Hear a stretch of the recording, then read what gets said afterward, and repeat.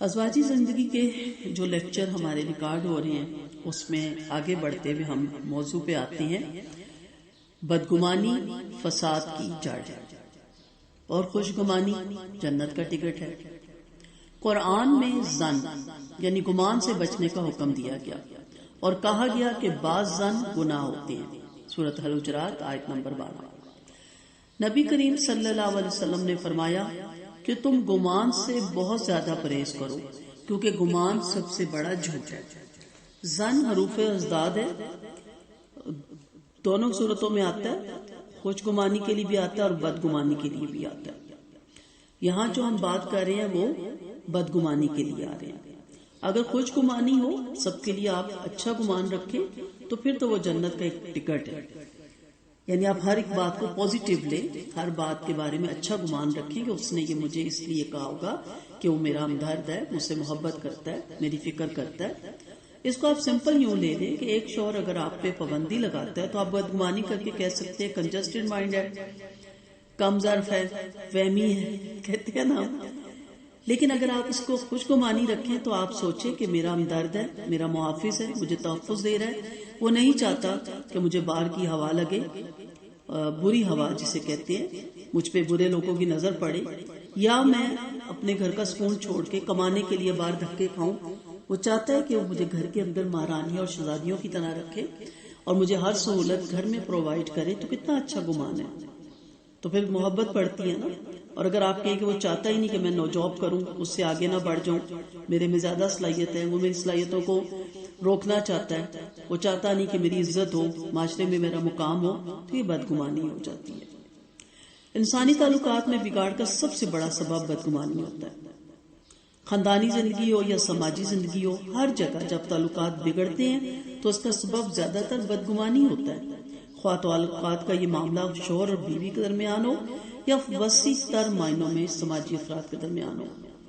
مثلاً میکے گئے، بھابی نے صحیح طرح نہیں بلایا، وہ بیمار بھی ہو سکتی ہے، وہ تھک بھی سکتی ہے، اسے پیچھے میکے کی کوئی پریشانی بھی خدا نخواستہ ہو سکتی ہے، وہ بچے کے ساتھ شاید پوری رات جاگی ہو، وہ دیر سے کمرے سے باہر آئی، وہ دیر سے اگر اوپر والی سٹوری تھی تو نیچے آئی، آج وہ اس طرح نہیں ملی، یہ کیا گمان ہے؟ آپ پوچھیں پریشان ہے، صحت ٹھیک ہے، چپ کیوں ہے، چہرے سے پتہ چل رہا ہے، افسردہ کیوں ہے؟ ہو سکتا ہے اس نے کتنے غم چھپائے ہو، کتنی پریشانی چھپائی ہو، کتنے اس کے پرابلم ہو، لیکن نہیں، ہمیں تو چاہیے کہ ہم جائیں تو ہمیں وہ بالکل فریش میرے رستی کھیلتی ملے۔ اسی طرح نندوں کے ساتھ معاملہ ہوتا ہے، وہ آئی ہیں، وہ چپ ہیں، یا آپ ان کے ساتھ بیٹھی ہیں، وہ فریش نہیں ہے، تو جی وہ آئی تھی لیکن منہ اس کا بنا ہوا تھا، پتہ نہیں اب کیا مسئلہ تھا۔ آپ پوچھ سکتی ہیں نا، آپ اچھا گمان رکھیں کہ کسی مشکل میں تو میں اس کا مسئلہ حل کروں، بکو بتاؤ کیا مسئلہ ہے، کیوں چپ ہو، کیوں پریشان ہو۔ لیکن ہم نے تو خود سے گمان کر لینا ہے کہ ہاں مجھے دیکھ کے اس کا منہ بن گیا، کیوں آپ ایسی بدگمانیاں کر رہے ہیں؟ یہی شوہر کے ساتھ معاملہ ہے، بعض دفعہ وہ نہیں بتانا چاہتے، انہیں آفس کے پرابلم ہے، اور اس طرح گھر کے بھی ان کو اپنی والدہ کی طرف سے، والد کی طرف سے، بہن بھائیوں کی طرف سے کوئی پریشانی ہے، وہ آپ سے ڈسکس کر کے آپ کو نہیں پریشان کرنا چاہتے، یا پھر خدا نخواستہ آپ ہے بھی آگے سے ایسا بہیو رکھتی ہیں کہ وہ آپ کو بتا کے ان کو فائدہ نہیں ہوتا، آپ ان کے لیے مسئلہ کریٹ کر دیتے ہیں۔ وہ ایک الگ موضوع ہے کہ آپ اس مقام پہ کیوں پہنچی کہ وہ آپ کو نہیں بتا رہے، لیکن سوچیں کہ ضرور کوئی پریشانی ہوگی، کوئی فکر ہوگی۔ آپ پوچھیں، اگر نہیں بتانا چاہتے تو کوئی چلیں ٹھیک ہے، اگر آپ کو نہیں بہتر لگتا آپ نہ بتائیں، لیکن اگر وہ بتائیں تو ان کی دل جوئی کریں کہ یہ ہوتا ہے، آفیسز میں ہوتا رہتا ہے، خاندانوں میں بھی ہوتا رہتا ہے، مل کے اس مسئلے کو حل کرتے ہیں، اس کو اتنا پریشان نہیں ہونا اس کو لے کے اپنے اوپر۔ تو یہ سارے معاملات ہوتے ہیں بدگمانی سے، اس لیے سب کے ساتھ اچھا گمان رکھیں، اچھا سوچیں، تو پھر آپ دیکھیں کہ آپ کی زندگی بھی اچھی ہو جائے گی۔ اجتماعی زندگی میں بار بار ایسا ہوتا ہے کہ ایک دوسرے سے کوئی بات پوچھتی ہے جو تقریباً ہمیشہ ایسا ہوتا ہے کہ یہ بات اپنی ٹھیک ٹھاک صورت میں نہیں پہنچتی، بلکہ وہ بیان کرنے میں گھٹ جاتی ہے یا بڑھ جاتی ہے۔ اب سننے والا یہ کرتا ہے کہ وہ جو کچھ سنتا ہے اس کو اسی طرح مان لیتا ہے، اسی سے بدگمانی پیدا ہوتی ہے اور تعلقات میں بگاڑ کا سلسلہ شروع ہو جاتا ہے۔ پہلی تو بات ہے کہ کسی کا میسج کسی جگہ تک پہنچانے کی کوشش ہی نہ کریں، لیکن اگر آپ میسج پہنچا رہے ہیں یا آپ کو کسی جگہ کسی کی کوئی بات کرتے فیل ہوا ہے تو پھر ایز اٹ پہنچائیں، نہ کہ اس کو گھٹا کے یا بڑھا کے، اس سے بھی بدگمانی بڑھتی ہے۔ کون کس طرح بات کر رہا ہوتا ہے اور آپ اس کو کس طرح محسوس کر کے اور دوسروں تک پہنچاتے ہو، اسے جھگڑا بڑھتا ہے۔ میں اگر اپنی ذاتی رائے دوں تو مجھے جب بھی کسی نے کہا کہ فلاں جگہ فلاں کی بات ہو رہی تھی اور نیگیٹو طور پہ بھی بتانے کی کوشش کی گئی، تو میں نے اچھا گمان رکھا کہ نہیں، مجھے امید ہے کہ میرے بارے میں اس لیے بات کی گئی ہوگی کہ وہ میرے خیر خواہ ہیں، یا انہوں نے بات اس طرح کی ہوگی جس کو بدل کے اس طرح بنا دی گئی۔ اور ہوتا بھی یہی ہے، اگر تحقیق کی جائے اس طریقے سے کہ اگلے کو پتہ بھی نہ چلے، تو پتہ چلتا ہے کہ انہوں نے یہ بات وہاں واقعی کی اور اس ہمدردی میں کی، اس طریقے سے کی اور مجھ تک پہنچانے میں اس کو بدل دیا گیا، تو بہت زندگی سکون سے گزر رہی ہے۔ آپ بھی یہی کوشش کریں۔ اس معاملے میں صحیح اصول یہی ہے کہ اگر کسی کے بارے میں اچھی بات معلوم ہوئی ہو تو اس کو بلا تحقیق مان لینے میں کوئی حرج نہیں، لیکن اگر کوئی شخص کسی کے بارے میں بری بات کہے تو اس بات کو بلا تحقیق نہیں ماننا چاہیے۔ بری بات کو یا تو سن کر اپنے دماغ سے نکال دیں یا پھر اس وقت اس کو ماننا چاہیے جب اس کے بارے میں ہر قسم کی ضروری تحقیق کر لی گئی ہو۔ بدگمانی کا ایک سبب اور بھی ہے، اور وہ یہ ہے کہ بیوی اپنے شوہر کی کسی بات کو دیکھے یا شوہر اپنی بیوی کی کسی بات کو دیکھے اور اس پر وہ مزید تحقیق کے بغیر ایک رائے قائم کر لے۔ تجربہ بتاتا ہے کہ اس قسم کا مشاہدہ ہمیشہ جزوی ہوتا ہے، کوئی بھی مشاہدہ مکمل مشاہدہ نہیں ہوتا۔ ایسے حالات میں صرف ایک مشاہدے پر رائے قائم کرنا اکثر اوقات سخت غلط فہمی کا سبب بن جاتا ہے، اور بعض جگہ بہت سی غلط فہمیاں ہوئی اور جب اس مسئلے کو حل کرنے کے لیے بیٹھے تو پتہ چلا ٹوٹلی غلط فہمی تھی، اور جب بتایا کہ آپ کو یہ غلط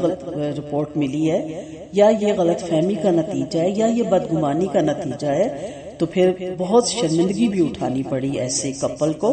تو بہتر ہے کہ اگر آپ کو پتہ چلے تو بجائے لوگوں سے تحقیق کروانے کے آپ ڈائریکٹ اپنے شوہر کو یا شوہر بیوی سے کہے کہ مجھے یہ بات میرے نوٹس میں آئی ہے، یہ کیا معاملہ ہے، اور اچھے ماحول میں پوچھے، نہ کہ اس کو یہ فیل ہو کہ آپ شک کر رہے ہیں۔ یا بیوی اپنے شوہر سے کہے کہ میرے مشاہدے میں یہ بات آئی ہے یا میرے نوٹس میں یہ بات آئی ہے، تو بتائیں یہ کیا معاملہ ہے۔ تو جب بات کریں گے تو بالکل آپ حیران ہو جائیں گی کہ وہ بالکل اپوزٹ بات ہوگی،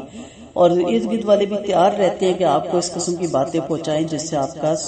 سکون گھر جو ہے وہ بے سکونی میں بدل جائے۔ تو بہت اچھا گمان رکھیں۔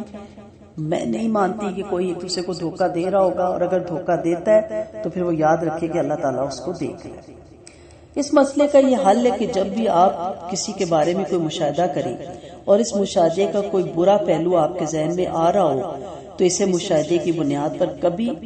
یک طرفہ طور پر رائے قائم نہیں کرنی چاہیے۔ اسی طرح کے معاملے میں ضروری ہے کہ مشاہدہ کرنے والا اپنے ساتھی سے اس کی مزید تفصیل دریافت کرے، اور ساتھی کو چاہیے کہ وہ برا مانے بغیر اس کو پوری بات بتائے۔ ایسا طریقہ اختیار کرنے سے ابتدائی میں فساد کی جڑ کٹ جاتی ہے اور مشاہدہ کسی سنگین نتیجے تک نہیں پہنچے گا۔ اگر کوئی آگے سے کہہ دے کہ آپ کو کیا مسئلہ ہے، میں جہاں بھی جاؤں آپ میری ٹو لگا رہے ہیں یا لگا رہی ہیں، تو معاملہ بگڑ جاتا ہے۔ اب سمجھنا چاہیے کہ آپ کا ساتھی پریشان ہے، فکر مند ہے، اور وہ جانتا ہے کہ آپ جس جگہ گئے وہاں کس قدر فساد میں پھنسنے کا خدشہ ہے۔ تو اگر وہ پوچھ رہا ہے تو آپ بتائیں یہ معاملہ تھا، اس وجہ سے مجھے وہاں جانا پڑا، تاکہ اگلا بھی ریلیکس ہو جائے کہ آپ کیئرفل ہیں اور صرف اس کام کی وجہ سے گئے ہیں، نہ کہ آپ ناسمجھی میں گئے ہیں، لاپرواہی میں گئے ہیں، یا آپ کو متعلقہ بندے کے بارے میں زیادہ پتہ ہی نہیں تھا۔ تو دوسرا آپ کو گائیڈ کر سکتا ہے کہ وہاں سے بچو، کیونکہ وہاں جانے سے آپ فساد میں پڑ سکتے ہیں۔ تو یہ طریقہ جب آپ اختیار کریں گے تو فساد کی جڑ کٹ جائے گی۔ یاد رکھیے گا، خوش گمانی یا بدگمانی اسلام میں صرف ایک اخلاقی صفت نہیں ہے، اس کی اہمیت اس سے زیادہ ہے، بہت زیادہ ہے۔ اسلامی تعلیم کے مطابق بدگمانی ایک ایسی برائی ہے جو آدمی کو خدا کی رحمت سے محروم کر دیتی ہے۔ نبی کریم صلی اللہ علیہ وسلم کا فرمان آپ بارہا سنتے ہیں کہ آپ نے فرمایا کہ اللہ، حدیث قدسی ہے، اللہ اپنے بندے سے اس کے گمان کے مطابق معاملہ کرتا ہے۔ اب جو ایک شخص اچھا گمان رکھتا ہے کہ میرا رب میری دعاؤں کو سنے گا، قبول کرے گا، میرے یہ مشکل وقت کٹ جائے گا، اور وہ رب کو پکارتا رہتا ہے، تو اللہ بھی اس کے ساتھ یہی معاملہ کرتا ہے کہ میرا بندہ کل کائنات سے کٹ کے میرے ساتھ جڑ گیا ہے، مجھے ہی کارساز مانتا ہے، اور اس کا پورا توکل ہے کہ میں اس کو دکھوں سے نکالوں گا، تو پھر وہ اس بات کو پورا بھی اللہ کرتا ہے۔ لیکن ایک شخص کہتا ہے کہ میں نے دعا تو کی ہے لیکن ممکن نہیں کہ قبول ہو، مجھے نہیں لگتا کہ میری مشکلیں ٹلیں، مجھے لگتا ہے کہ میں ساری زندگی اسی دکھ میں مبتلا رہوں گا، تو پھر اللہ تعالیٰ بھی اس کو اس کے حال پہ چھوڑ دیتا ہے۔ تو یہی مطلب ہے کہ بدگمانی ایک ایسی برائی ہے جو آدمی کو خدا کی رحمت سے محروم کر دیتی ہے۔